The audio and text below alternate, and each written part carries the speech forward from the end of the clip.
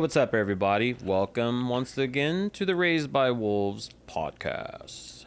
I'm your host, Joe, and to my left today is not only my brother from another mother and our co-host, but today's guest, Mr. JC Coates. How we doing, brother? Man, I'm good. I feel like this is starting to work out over here for me. Yeah. No, dude, you're doing great. You're falling right into the role, man. That's awesome. Yeah, so real fast, and I don't want to fill this up with just random shit that I'm always sidelining. That's why I need you here, believe it or not. So this is going to be interesting because you're usually keeping me on track because you'll say, well, hold on a minute. And then you'll get into something really deep when I'm like talking about shit that's completely irrelevant, nobody wants to hear about. And so today's going to be interesting because you're going to need to you're going to need to keep me on track on your own episode. I'll keep you on track, brother. Man, I'll keep you on track. You know what I mean? But I'm excited, man. I purposely wanted to do this today. Like I had in mind to do another episode with another partner of ours. Yeah. And then the more I started thinking about it, the crazier. Well, I get asked a lot, somewhat regularly, more so in the last like couple weeks, really, than anything. It's like, so what's exactly like JC's whole story? And I know bits of it, but I didn't meet you through recovery. Sure. You know what I mean? Right. So it's like, so I met you in the business world, you know, and then we got to know each other, and it just so happens, I enjoyed being on your podcast, with Culture and Cannabis, and then it's just kind of evolved. So I don't know it all. So it's going to be entertaining because usually if I do I've known a couple of these guys' stories already, but I don't even know the co-host and a good friend of mine's whole story, man. So I appreciate today getting to know that. Well, it's cool, man. I'm honored to dive in and, give my testimony and hopefully it helps some people. Yeah, man. I think so, man. We are, from what I can tell, there's always going to be haters, out there, or naysayers, or questioning what we're doing, or the motives, or whatever it is. Yeah. That's fucking everything, man. Sure. As the sun rises and sets, there will be haters on your ass. You know what I mean? So it's the way it is. But we are, I think, making a pretty positive impact on what we're doing.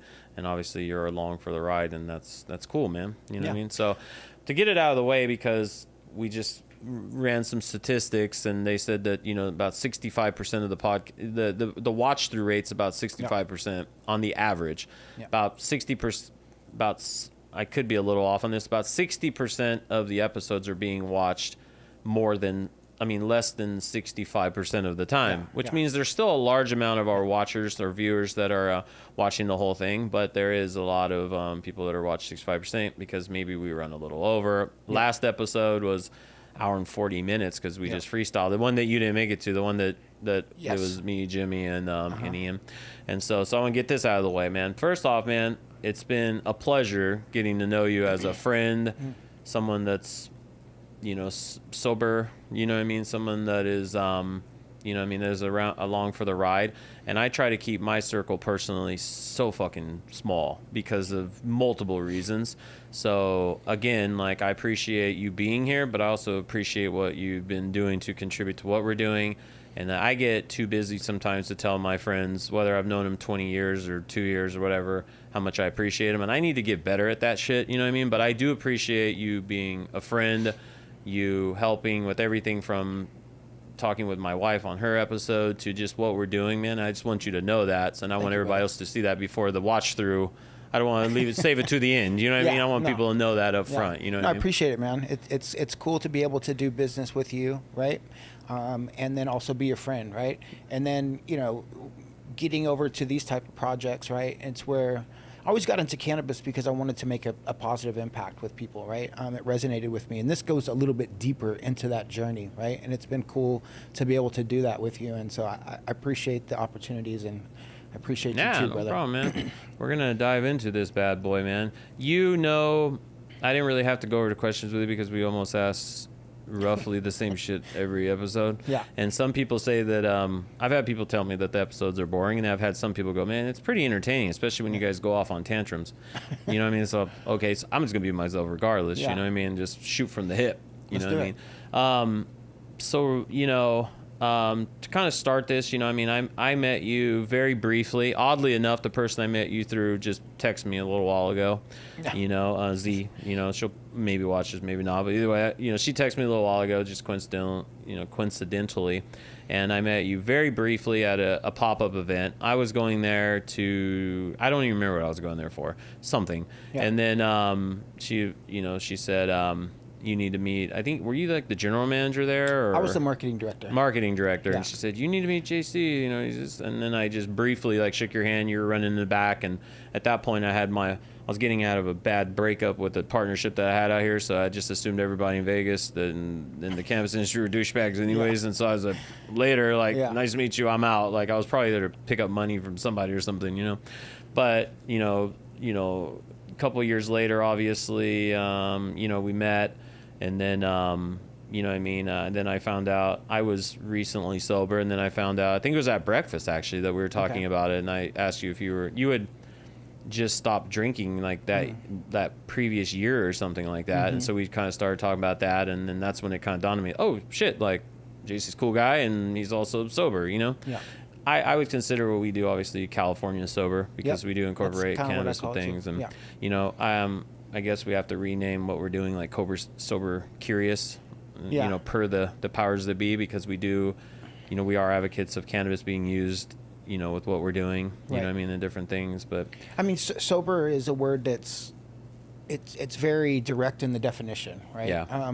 But it also kind of comes, you know, over the years with people that go to AA and stuff, it kind of comes with a certain kind of like, I don't know, connotation and this and judgment, and, you know, there's just different ways that people feel about the word, right? In AA, and you know, dude, AA's helped me a ton, right? But we're not. This isn't AA. Yeah, it's not AA exactly. It's not the program. We're not doing an anonymous podcast. You know what I mean? Exactly. So I don't necessarily feel bad about that. I feel like people misuse. You know, my wife and I are doing a cleanse right now. And she had problems with it. And then I talked to my brother, which is, you know, a bodybuilder as well. And he said, what type of cleanse are you doing? I'm taking to the cleanse a lot better because I just naturally eat pretty well. Like, you know, she's having troubles. But recently she's been eating a lot of artificial sugars. And he said, hey, I don't remember exactly what the substance is that he mentioned, but he says it's in like frosting and, you know, different candies and shit. And he said she's having withdrawals. He's like, that shit's a drug. Yeah. And so, you know, I call her and I said, are you having bloating? Are you having this? Are you having that? She's like, yeah. And I go, fuck, you're coming off of this shit. And she's like, you know, basically we both said like, hey, she beat a drug addiction, so she could beat this sugar shit, so she's gonna get through it. You know, there's tons of, you know, chemicals that we induce that you know, alter some kind of way, right? You eat cupcakes that you don't even think about, right? Yeah, 100%. Especially when you say the word sober. You know? People, you know, slam back coffees at AA and NA meetings and smoke, you know, 2 packs of cigarettes a day and still consider themselves sober. You know what I mean? So I think cannabis, just like anything else, if it's misused, could be a problem. Sure. I personally don't use cannabis. But I have seen so much good come from the plant to where it's. It's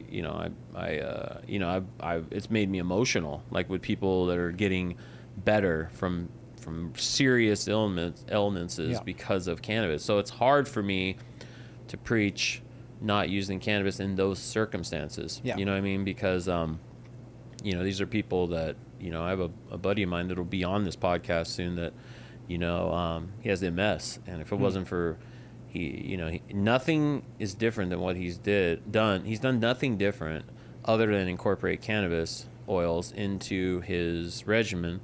Yeah. And he's a lot better right now. He's riding a bike. He's working. He's doing all this stuff. Yeah, it's pretty hard to cast a judgment. Yeah, on that, very hard, man. But really, you know, obviously we are we're a alternative lifestyle and health, wellness, and sober curious, I guess is what we would say here, podcast. So we should probably jump into like your story. Let's do it. So, you know, I know a little bit about it, so I'm going to kind of direct it in that way to kind of hold our listener and viewership too, because we want to get past that 65% mark. But so like, you know, first off, like, where did you grow up at? Like, what about you? Where's the origins, just starting origins, or JC? I mean, you know, my parents were raised in Newcastle, Oklahoma by farmers.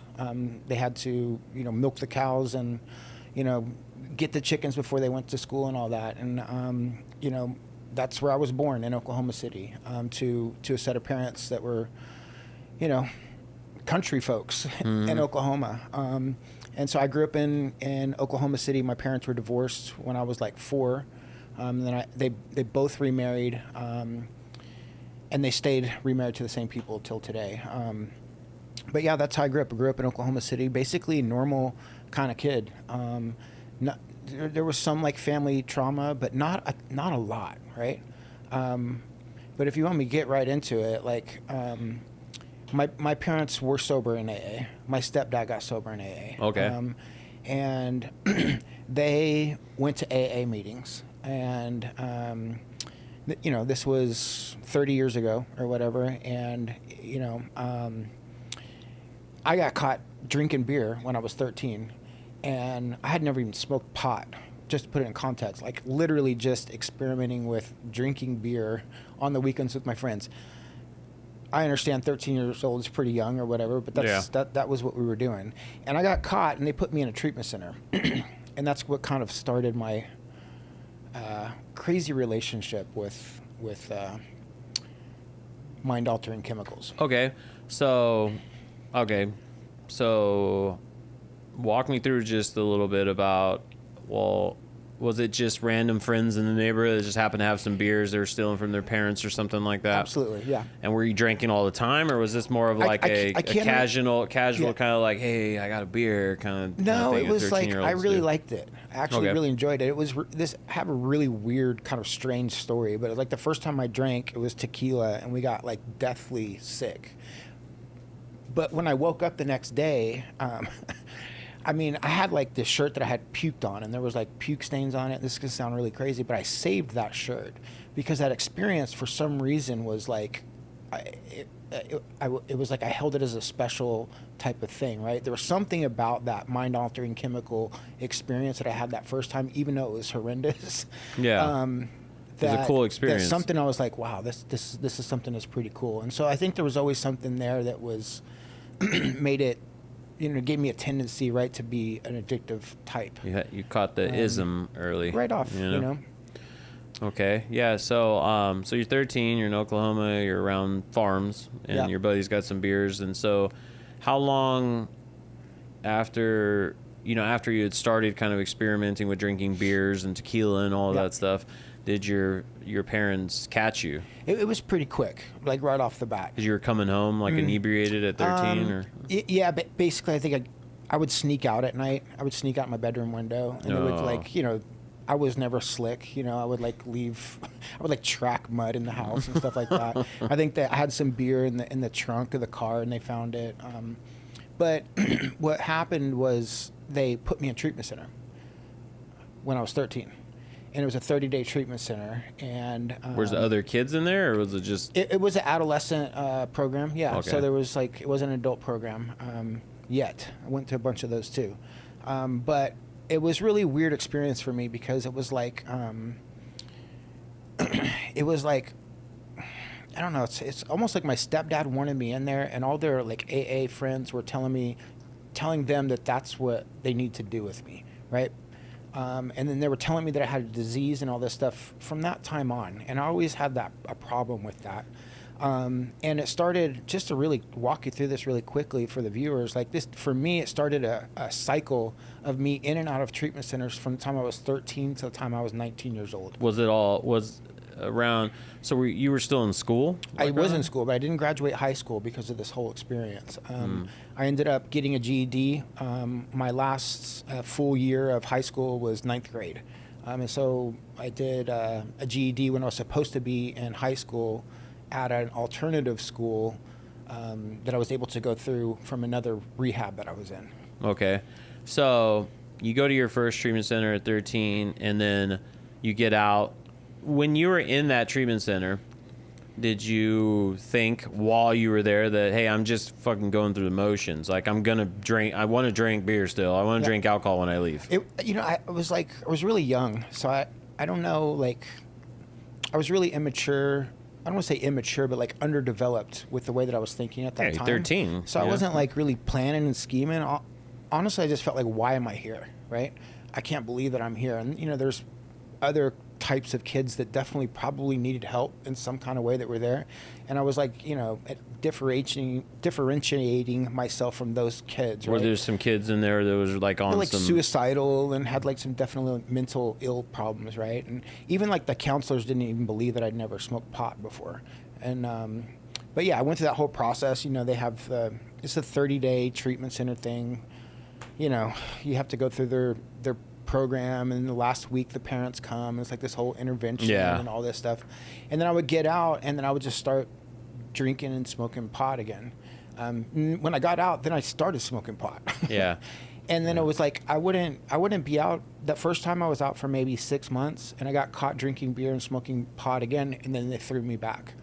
And this time was a long-term facility for adolescents, and it was a 12-month program.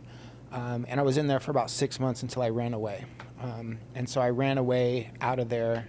I act like I had a cold, and they put me like on this like thing where they take kids to the doctor, and we were all like in the van, and then the guy got out, went to the store, and left the door unlocked, and me and this other kid took off, and we ran off, and we were gone. How old were you?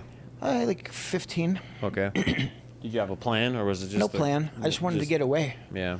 I wanted to get away from all that stuff, and I was generally a happy kid. I just didn't want to be there, and I didn't want to be locked up, and I wanted to be around my friends, honestly. Yeah. Well, I mean, you're partying, and I mean, I've been there. You're younger, you start to get around substances and drinking and stuff like that, and the whole world is different at that point. What I mean? Yeah. That's your focus. Is like, Well, for me, it was like I grew up with these kids my whole life, and I had great friends growing up, right? And then they told me that I wasn't allowed to hang out with those people anymore. Here I am, I'm a kid, right? Like, I get it, like when you're an adult and you're going to AA and you're hanging out with the wrong people, but these are like my childhood friends, yeah, right? exactly. And so that was really weird for me too. So I'm like really conflicted right now. I'm like, I don't really understand. I don't accept what they're trying to tell me about myself. I don't really accept what they're trying to tell me about my childhood friends. I'm just trying to get out and run away. Mm-hmm. Yeah, and so you run away. You eventually make it back home, and do they throw you back into another place? They catch me asleep in a random car, I think in El Paso, way South Texas, and then they bring me back. And then my parents were there, and then they decided that, okay, we'll let you come home. It was kind of emotional for my mom and all that stuff. And so I came home, and then I got caught smoking pot and drinking beer again, and so they put me back. Right? Fuck. And then so this last time, and that time I think I did the full year in, and I graduated the program, and then I got out and I started going to AA when I was like 17. Okay. And then just to fast forward, I think I stayed sober like 6 months or whatever. And then I started using again.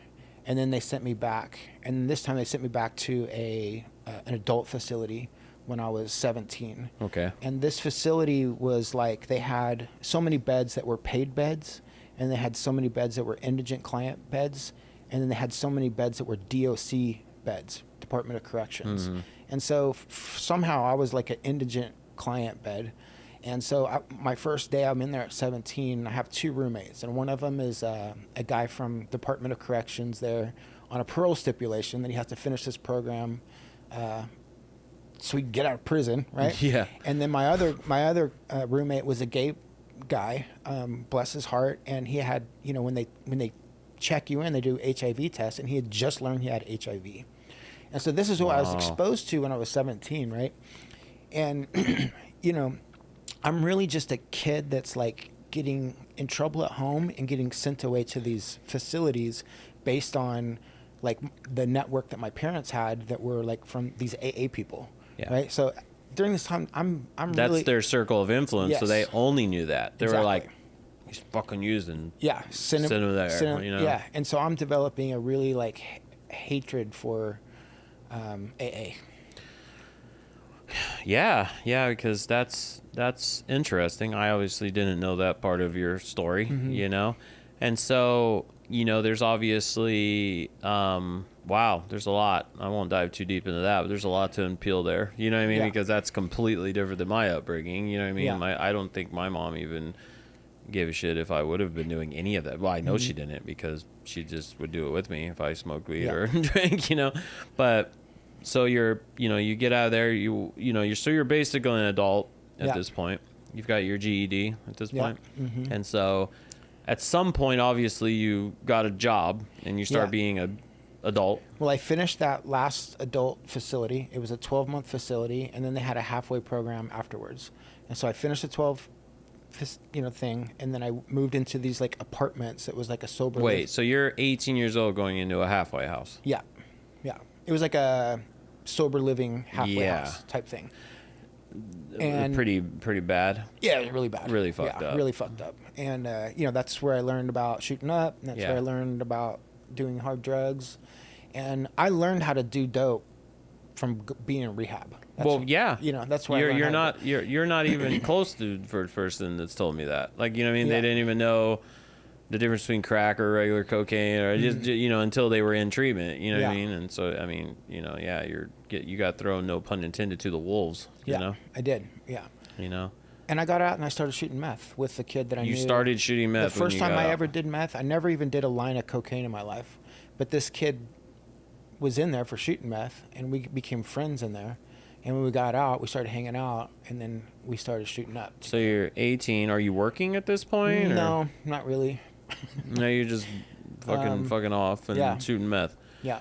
So so I understand the timeline. Everyone understands the timeline. You're in and out of shit for basically drinking and smoking weed. Yeah. And then you meet somebody in a halfway. Was it a halfway house you met? Mr. Meth. We'll just refer to him as. Yeah.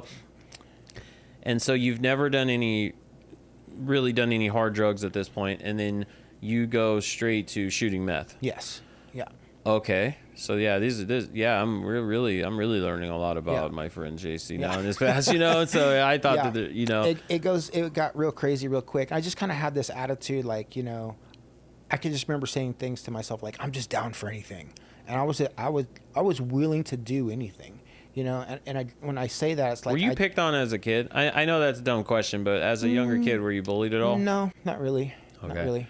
You try to connect the dots, and like I was bullied when I was younger, so I had that same mentality, and I always felt like it's that ego problem I have too, where I'm like trying to fucking overcompensate. I'm down for whatever. So I was just curious, Yeah, I was friends with the cool kids, and I was friends with the nerdy kids that would get picked on.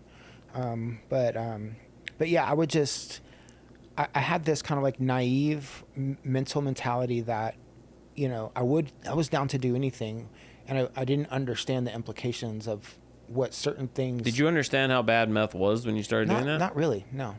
You know what I mean? Like, maybe I was like, this is fucking crazy, right? Like, this is nuts, right? But it wasn't like I'm like thinking it through, and definitely not understanding where it was going to send me. When I first started, You're in Oklahoma, obviously, still. And so you're shooting meth at 18, and kind of take us through what that looked like and kind of that next couple of years after that. It was honestly kind of brief. And I was able to, I probably messed around, shot dope for about 6 months. And I've always been really ambitious and wanted to do things, so it really helped me through my addiction phase, right? But I was able to kind of get away from it and kind of start living a normal life. And I moved to Tulsa, Oklahoma, which is like a couple hours away from Oklahoma City, to get away from my parents. And I just started like waiting tables and working, and had like a girlfriend. How'd you kick that? Did you go through another No, there wasn't really a lot or? of like. I just got away from it, Okay. And I would just drink beer and smoke weed, and I had like girlfriends, and we would live together, and I was just being a kid. Yeah, gotcha.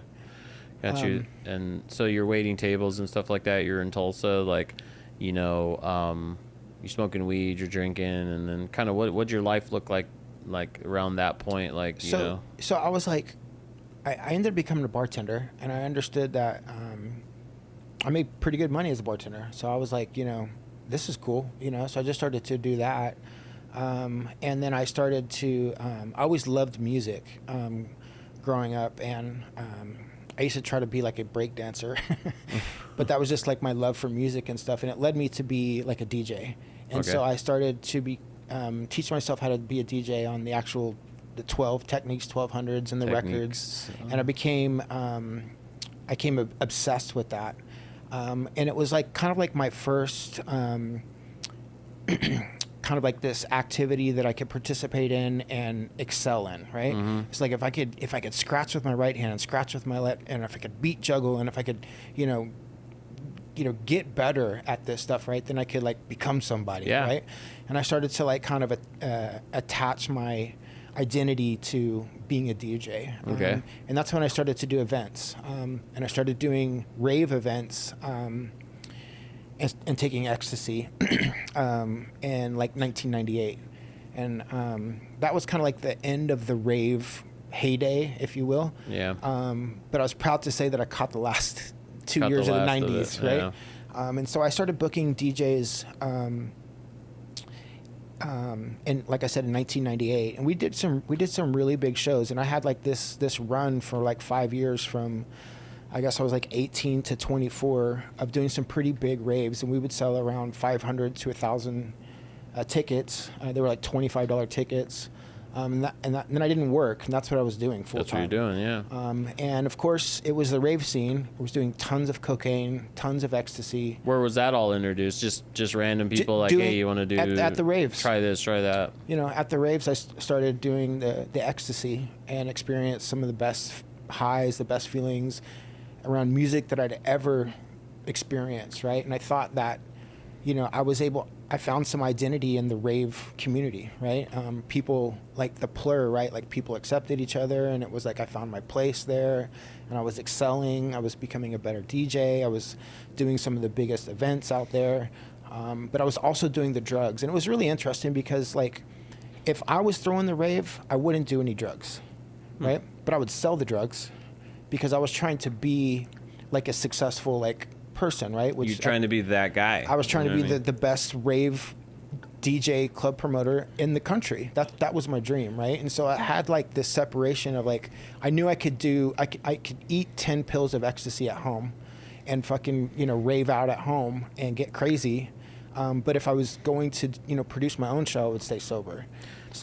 Okay, I mean, there's something to be said about that, but I know your work ethic now, you know, so that's crazy. I think it's what kind of saved me a lot through my addiction, because I always had like the work thing that drove me, right? I understood if I worked hard and I focused and became obsessive about certain things that I could work at, I could get better, and I could get success, and that kind of like It kept me from just becoming a demoralized piece of shit, right? Like degenerate. Yeah, I was able to like,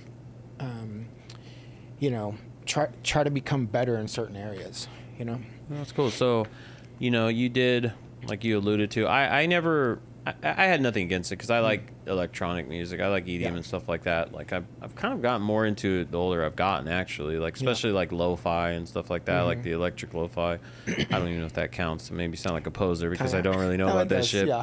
But there's I do remember a lot of my friends, right? You know, we're similar age. I remember a lot of my friends that were ravers. That's where they started their drug. You know what I mean? Kind of world, because that's full of drugs, you know? Big drug culture. Yeah, big drug culture. I remember I owned a store one time, and they said, you know, you need to start because I sold rave tickets at this store. That's how I got to know the guys from EDC and stuff like that when they were still coming up, you know? I sold tickets at the store, and then they said, you need to sign up to Plur Life. And I was like, what the fuck is Plur Life? They're like, you sell rave tickets, you'll know what Plur Life is? I was like, no. I'm like, fucking punk rock dude. Like, you know what I mean? Like, but I completely respect that scene, though. I still do, minus the drugs, because there's a lot of passion in that. I mean, that's a whole fucking thing. It's a tight-knit community, kind of like the hardcore. Like for sure. But it's course, different cultural nuances. Similar, because it's weird because a lot of people I know that are headbangers, like, you know, also like EDM music because of the aggression. Okay. You know what I mean? Yeah. So there is a big crossover there for sure. Like, I have friends that, you know, he watches the podcast very often. The Crystal Method, Scott from the Crystal Method, like the homie. I was listening. I've got that. One of their songs in my playlist. We're getting him on here too. Okay, sorry, nice. I can say that openly to our viewers because he keeps talking about it. Very but cool. You know, and he started kind of his spiral in that scene too, and he talks a lot about it. But he's also a big metalhead. Like, so you know what I mean. So that crossover is definitely there, and you know, but not to sidebar because I tend to do that all the time. But there's you know, so you're like, you know, how old when you're kind of you're kind of phasing that part of your life out, because obviously you're not a rave promoter anymore. You know what I mean? Like, how old were you, and kind of where was your drug, like, you know, drug use going? So I should say that I got married during this time, and I had a wife and we were married. But I was, you know, this is 18 to 24. I did it full, nonstop in Oklahoma City. Oh, okay. And just doing drugs the whole time. And what happened was, it was an important lesson looking back on it today, especially with the relationships. And I think a lot of men can, hopefully this could help some guys, right? Because, you know, as men, we want to, like, you know, hunt and provide and, you know, do the thing that, like, you know, we're supposed to do, right? Hunter-gatherers. And for me, that was like, as crazy it sound, is like, you know, it was becoming the best rave promoter in the country, right? That was what I was trying to do. And so what I ended up doing was really ignoring my wife through this whole thing. Plus I was doing drugs. I was a horrible husband, right? You have that sickness that we both have. It's entrepreneur sickness, and where it's like you tend to, everything else kind of falls to shit because you're trying to be the best. And she wanted to move away, and she wanted to, you know, she wanted to create this other life that, looking back on it, probably would have been pretty great, right? But I was just too obsessed about becoming the best in this way. Plus I was doing the drugs, and to my credit, plus I was just really young. And so we started, you know, smoking meth through all this stuff too. How did that start? Through the raves, you know. So like, somebody just introduced you to meth. We would go to the. Was your wife at the time into the rave scene? Yeah, she would come. You know, she would come support me. But it was like, you know, I was running the show, and she ended up always just kind of being by herself, you know. And then, you know, there would always be like after parties after the raves, right? And that's when all the drugs would come out. And these were crazy parties, you know what I mean? Like, everybody is just like on so much meth, ecstasy. It's just crazy, you know what I mean? And that's what we did. But to get to my point, what ended up happening was, like, I had like people living with me, like my DJ partners and stuff.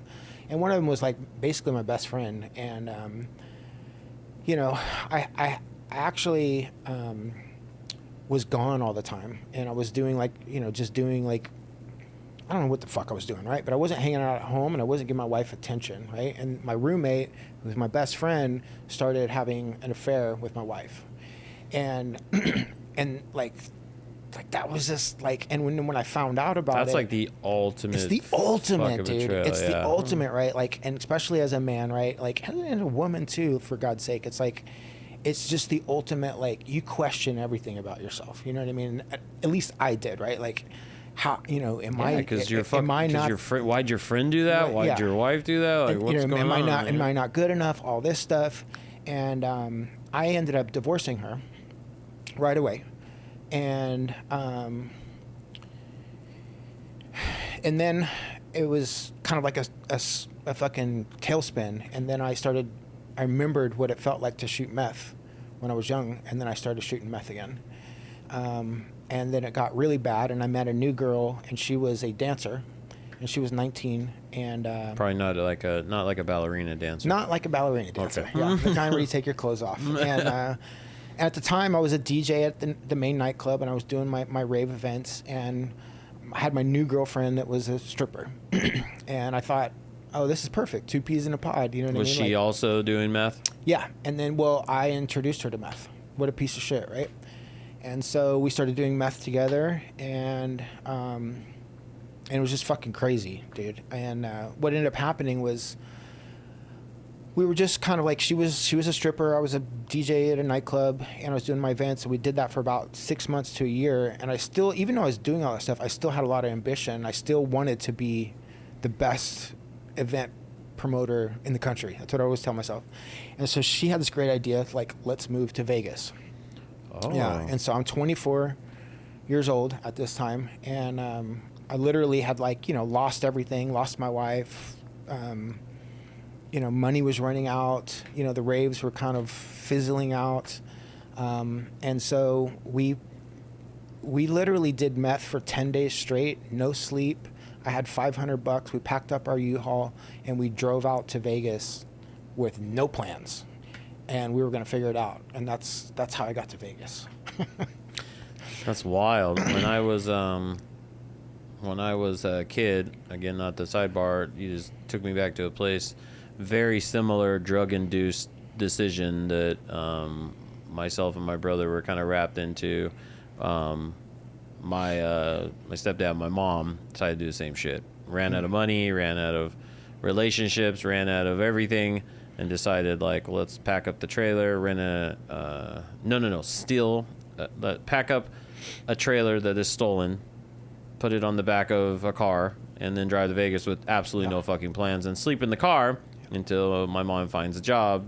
You know what I mean? Yeah. And so that's basically about it. Yeah. What the fuck is it with Vegas, man? Yeah. it was crazy. When we got here, she was 19. I was 24. She was 19, and you know, nobody's gonna hire me. Like, I'm at this point, I'm like shot out. I'm fucking wasted, right? And you know, so she starts dancing, and what's crazy is, like, dude, in Vegas, I don't even know if it's like this anymore, but at that time, it was like, you know, that you could dance before you're 21 in a strip club, but you have to go totally nude.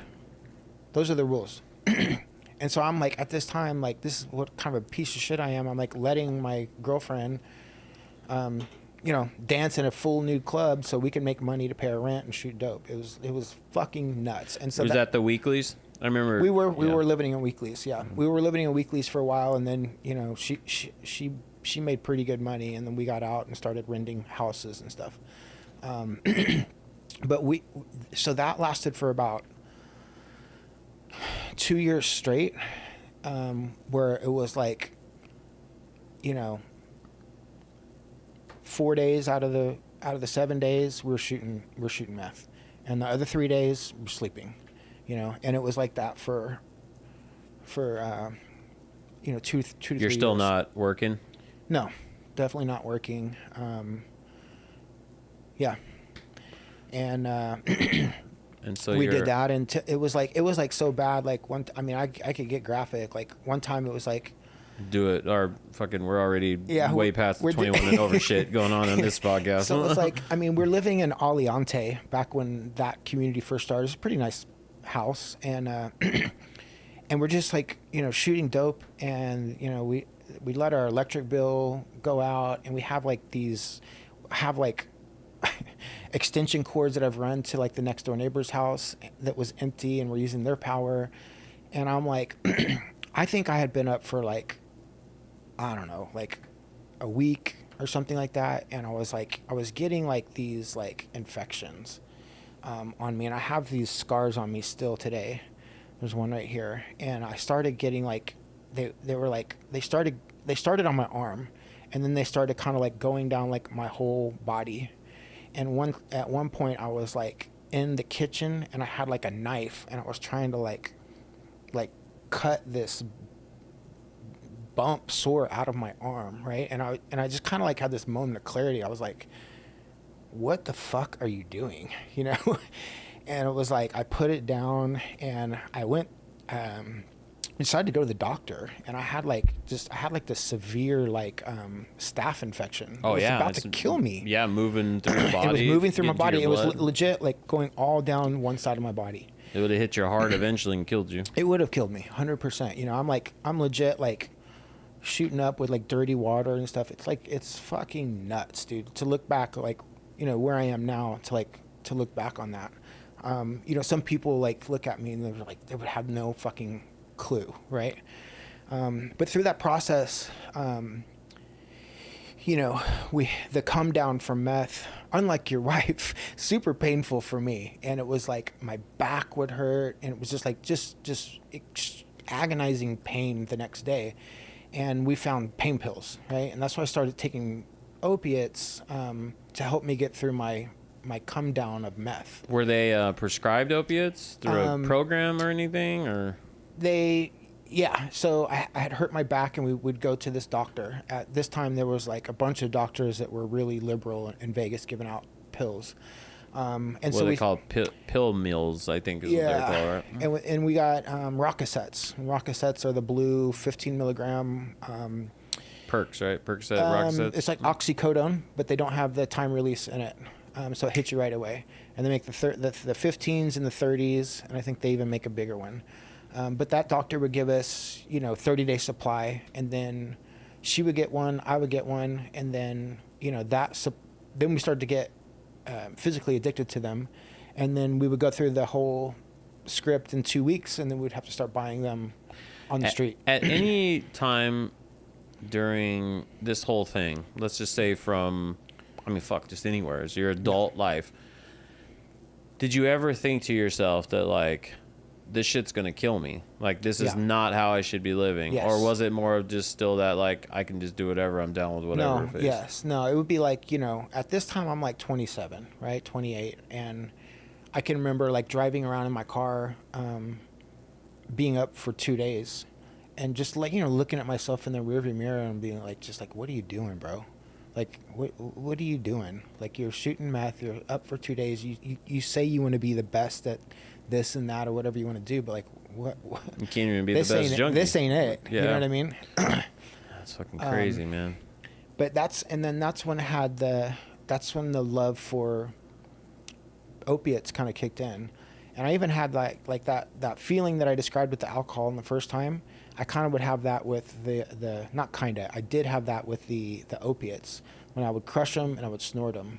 And I could just remember having this feeling of just like, this is what I want to feel like. This is what I want to feel like. But at the same time, it scared me because I knew that I couldn't feel like that forever. And so it was a trip. And just to kind of take you through that really quickly, it's like, I would go through my script, and then I would start to steal them from her. And then she would find out about it, and we'd argue about it. But it went on and on and on. And I was like, looking back on it, I'm like ashamed of it, but like I didn't have enough discipline or want to or whatever to not steal. We got married at this time, to steal my wife's pills. And at one time she would have like a safe, and she would put them in the safe in our bedroom, and I would always figure out the combination, and I would like wait till she's asleep and like steal her pills. And this, as you can imagine, we didn't have the best relationship. No, it's still the dancer, right? Yeah. And we had a child during this time, and it was this, or we had a child later during that time, but we ended up we hated each other, because I'm stealing her pills, and like, it was just, I hated her and she hated me. And we would have these horrible arguments, and she would attack me, and she would call the police on me, and eventually we split up. And at this time we'd had a kid, and when we split up, my son was 2 years old. And it was like, and I went to go live in an apartment for $450 a month on 11th and Bridger. Was this? Oh fuck yeah! There's a picture that I seen a long time ago. And you were drinking like a tall can, and you had a roommate. Yeah, that looked like a Vietnam vet. Yeah, you know what I mean. That apartment, yeah.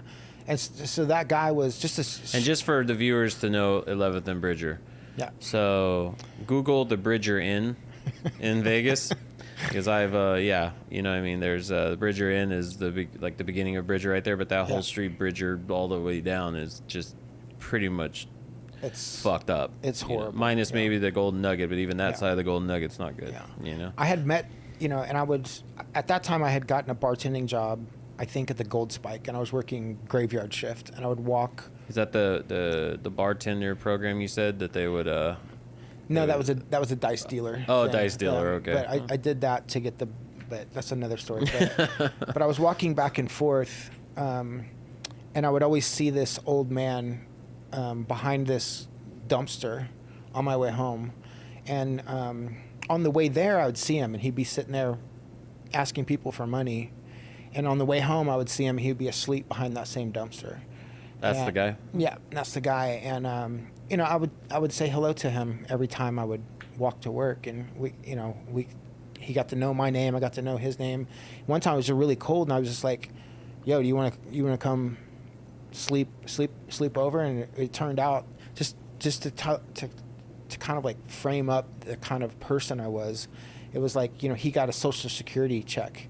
And so like I made him a roommate of mine, and he would pay me half of his Social Security, and, he was my roommate. Yeah. And that allowed me to, pay less rent, do less work, and swallow pills. Do more pills. Yeah. And that was crazy. And but what happened was I was trying to be better. As much as it's as crazy as that was, I was walking down there. You were still a good person. I'm a good person. Ultimately, you just got a homeless guy off the street. Now, obviously, there was some ulterior motives after that, but you're a good person. You know what I mean? And he became my friend. And he's still around. He left. I don't know where he went to. I lost track of him.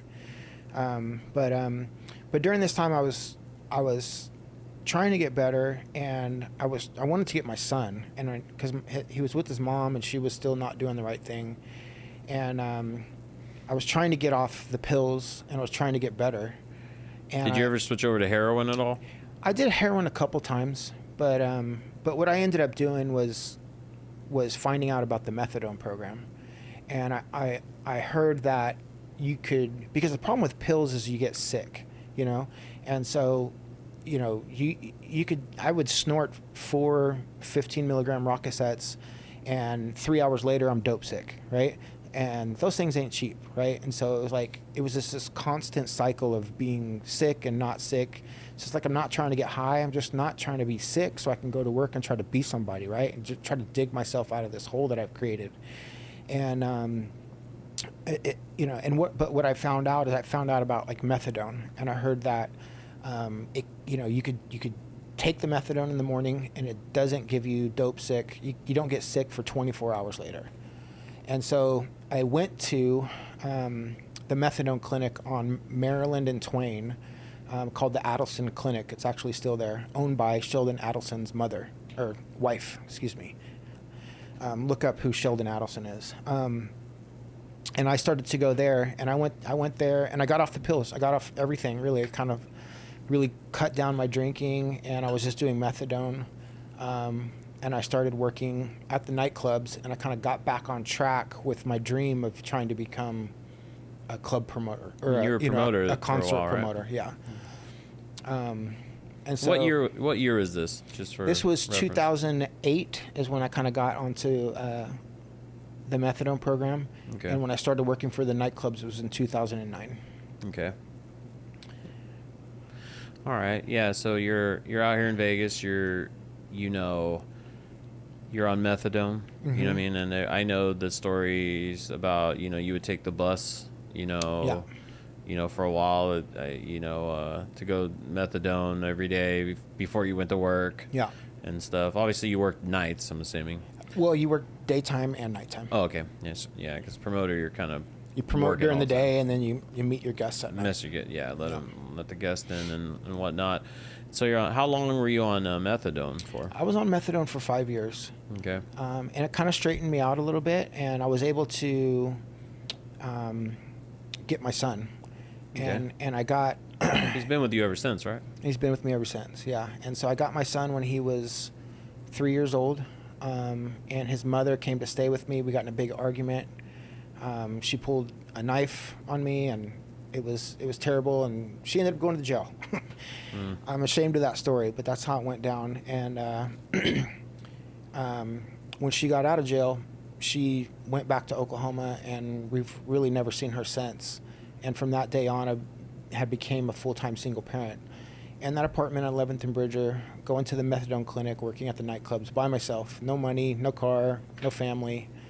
that was kind of this new starting point for me. It's your cocoon story, man. Yeah. You know what I mean? We all start, you know what I mean, someplace, you know, and then you had a bunch of starts, but Yeah. do you think, this is a dumb question, but I'm going to ask it. Do you think that you have a crazy work ethic, obviously. Do you think that if you would have taken somehow the substances out of the equation very early on in your 20s, like you could have, you know, not to say that you didn't do some cool things, but do you think that you could have really been, you know, I guess the only way to say it is just like a very good, very well-known promoter in that space, whether it be, you know, not just EDM, but like the actual music space. Could you have went on and done even greater things without the substances? You know, who knows? You know, maybe, because I think the substances, of course, got in the way, but I think the main thing, what was wrong with me, was the way that I was thinking, and that's what. So I think if you would have taken away the drugs and just left me there, I probably still would have had a thinking problem that I needed to overcome before I would have, you know, started to excel more. You've heard probably the terminology, the isms, right? Like alcoholism, you know, workaholism, things like that. I think that as much as like, I kind of teeter between the addiction's a disease and not, you know what I mean? Because I do feel that I look at it a little differently. I don't necessarily think the act of drinking or doing drugs is a disease per se, you know, obviously it's an addiction, but I think that the same people that will use substances and things to kind of escape reality for a little while has those thinking problems, whether it's ADHD or depression or something, and you know, they need something. Like, as easy as it is for most people to say, because I drink, you know, not to shamelessly plug them, but I drinking Lalo here, you know, and Kava. I drink Kava or Kratom every day. I don't feel that I necessarily have an addiction to them. There's days I will forget, and then later in the day I'll go like, you know what I mean, I might get irritated or something, then I'll drink it. So I don't feel, I think I have way more of an addiction to coffee and caffeine than I do either one of these. But the thing is that like people like us tend to need something to, like, you know what I mean, and it's very easy for the normal sober community to say, well, then you should go get it prescribed from a doctor, and that's just fucking another Band-Aid on the problem. You know what I mean? I'd rather it come from earth, you know what I mean? And so I think I guess where I'm kind of going with this is that, you know, the same disease, the same issue that causes us to cause you and I to have, no matter, you grew up in Oklahoma, I grew up in Muscoy, California, but we have similar stories in a way to where, like, as soon as we got alcohol or a substance in our body, we were like, boom, this is it. This is me. This is me. And that becomes a problem for a lot of years. That same fucking problem is also the reason why you have a successful business right now. You know what I mean? I have a successful business right now, and we're, you know, ultimately we're partners, and we're about to be partners even on a bigger scale, and it kind of attracts us to one another, like this type of person, because, you know, I'm addicted to a lot of the same shit that you're addicted to. So I guess I don't know where I was really I was trying to say, but I think there's a driver in people who have addictions. There's something, there's a fire and that drive you to be obsessive, right? Obsessive. That's and like for me, it's like I reject the word disease, right? And a lot of it has to do with what I was put through as a teenager with the rehabs, right?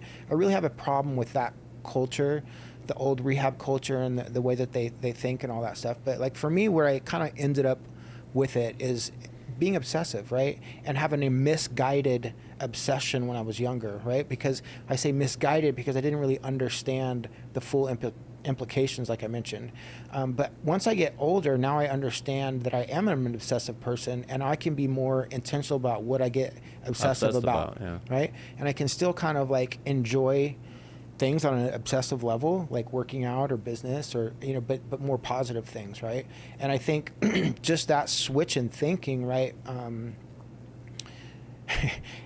for me, it just really unlocked a lot of things, and it didn't keep me in this state of being where like, oh, I have a disease and this is who I am and I can never do this or never do that, or because I have this illness, right?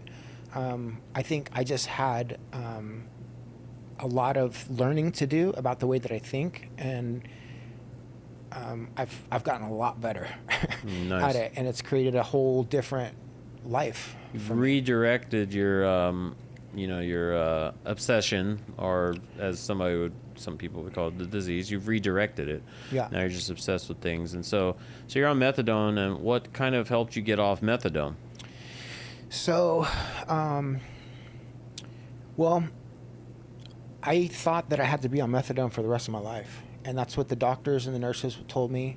They told me because they would hold up this model that was a brain, and they'd make all these dots on it, and they're like, this is a normal brain, but this is your brain because you've used opiates all your life, and so your dope receptors will never be the same again, so you have to be on methadone. And so I accepted that, which today I reject. But I didn't know if I was ever going to get off of this, my point. And I had met a new woman, which is today is my wife, and she didn't reject that, or she rejected that way of thinking too. And she's like, no, you can get off of this stuff. I know that you can.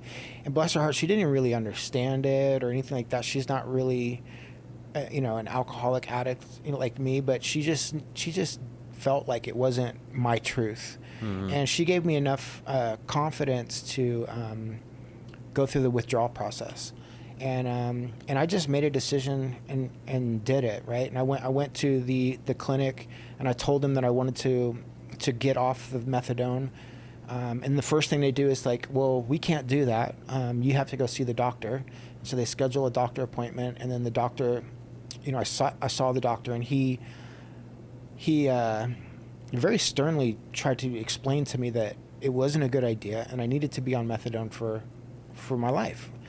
And I told him, I said, look, no, I need to get off of this, and I need you to set up a detox, and I need to do this now. And he was like, all right, and they set it up.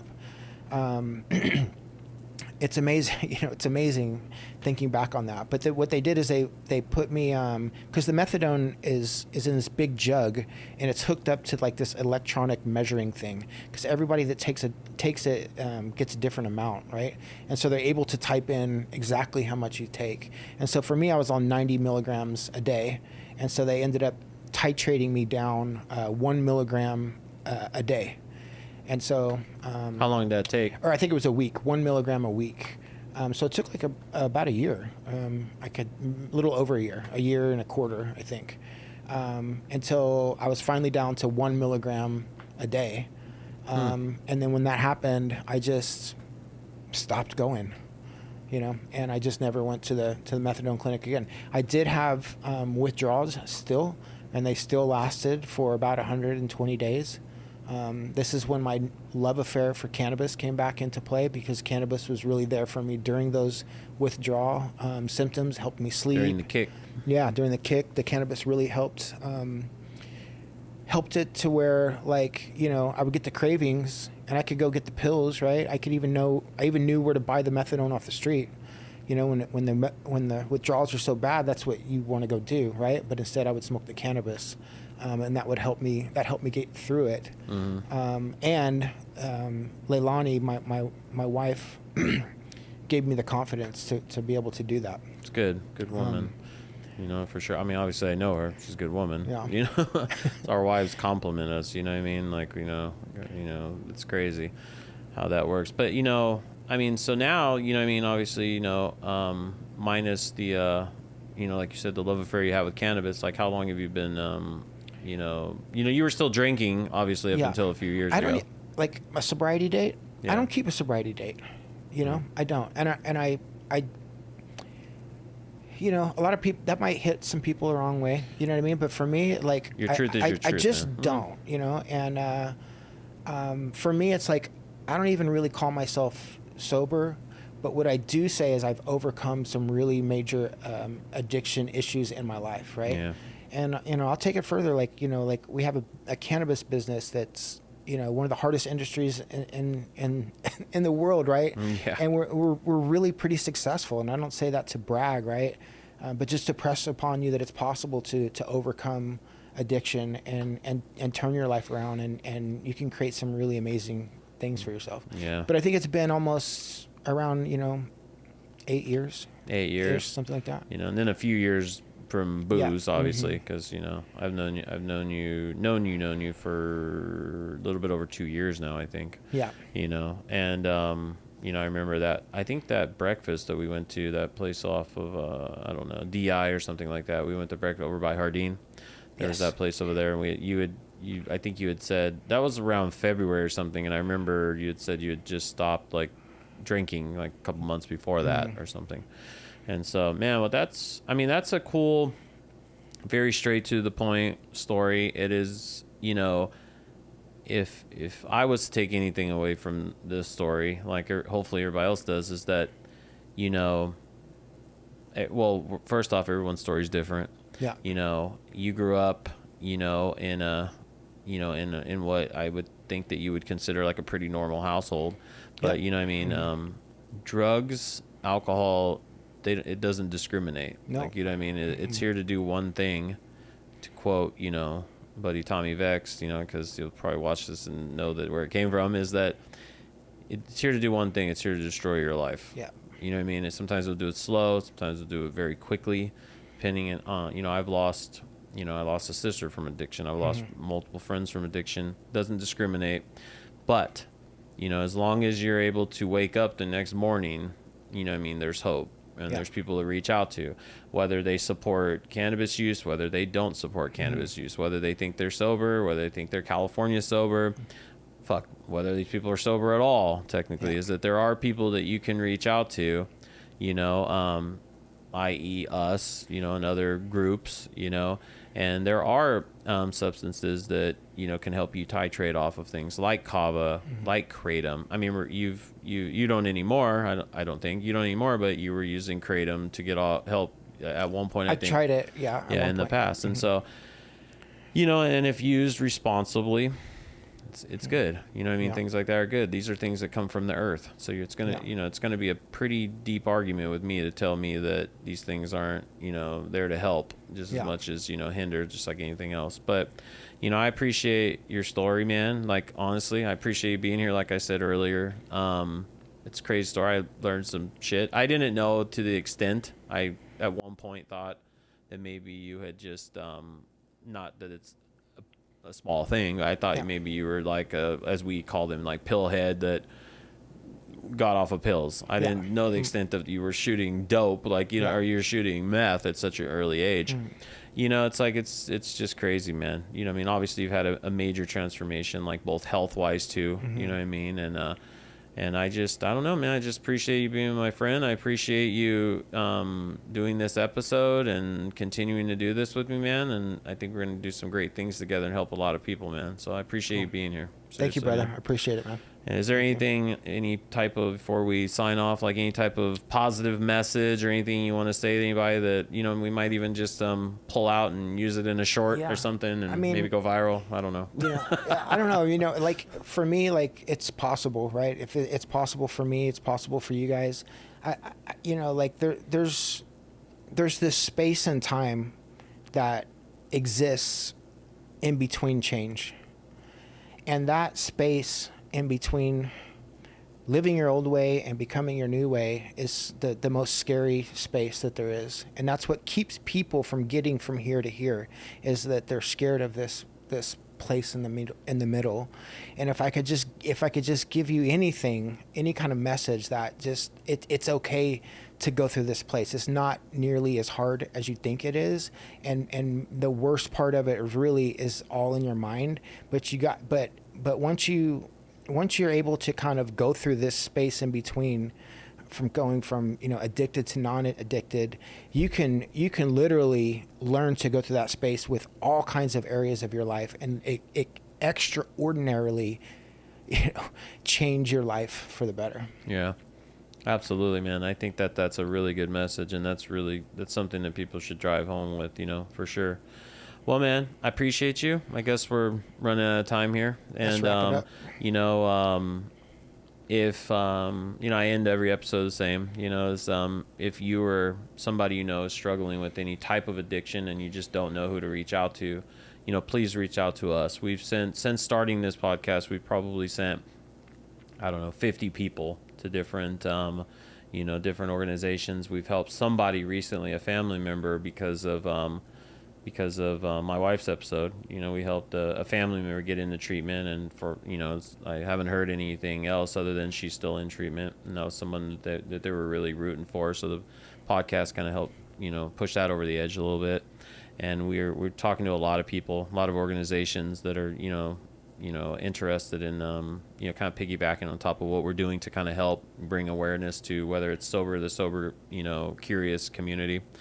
And so please reach out to us or somebody that our website is RZDxWLVS.com. It's spelled a little weird. It's RZDxWLVS. That's RZDxWLVS.com. We're also on social media, Facebook and Instagram under the @RaisedByWolves, and I check the messages probably about 90% of the time on there. So, please, if you're somebody struggling, please reach out to us. And thank you for all the likes, shares, and the tons of hours that people have been watching this and listening to this podcast. And I thank everybody, and thank you, JC. And peace. Peace.